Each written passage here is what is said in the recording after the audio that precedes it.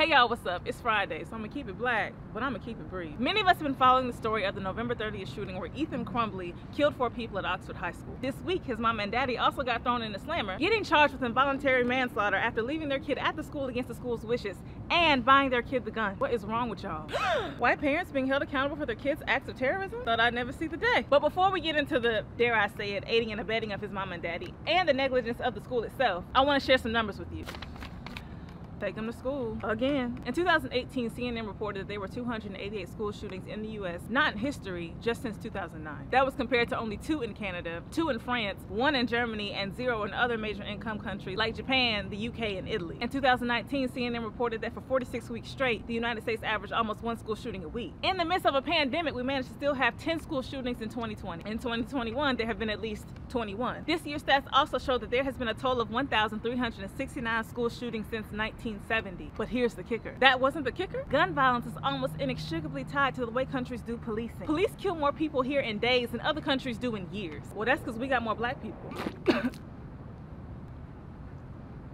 Because they be ready to kill us. I got it. Other countries like Belgium, England, Denmark trust their police force to do their job. Again, less black people over there. Please. And trust them to do their job at minimal risk to the public. And thus violent crime statistics are far lower than there are over here. And civilian members of society don't feel the need to have guns to protect themselves, their neighborhoods, or their right to bear arms. That Second Amendment really got y'all up, don't it? Gun violence accounts for 73% of homicides in the US. Hey, more numbers. Compared to 39% in Canada, 22% in Australia, and 4% in England and Wales. But hear me when I say this. Gun violence is the leading cause in deaths of all children and teens in the United States, not just the black ones. But yet and still, y'all trying to blame gun violence primarily on black crime. My boy Consciously just dropped the numbers on us this week. The latest numbers from FBI crime statistics show that in 2018, 89% of black people were killed by other black people. And 81% of white people were killed by other white people. So there's really only an 8% difference between black on black crime and white on white crime. And on top of that, we only make up 12% of the population. And y'all make up 61% of the population. So y'all still dropping more bodies than we are. But you know what, guys? The most relevant statistic of all that is relevant to today's conversation is that in 93% of school shootings,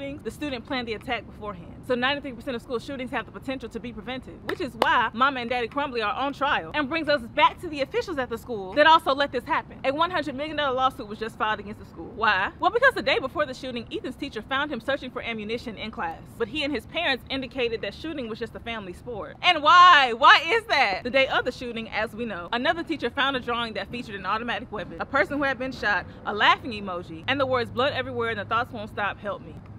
And after calling the parents to the school and having a conversation with the guidance counselor felt, with all of their training, expertise, and experience, that that boy was not going to harm himself or anybody else.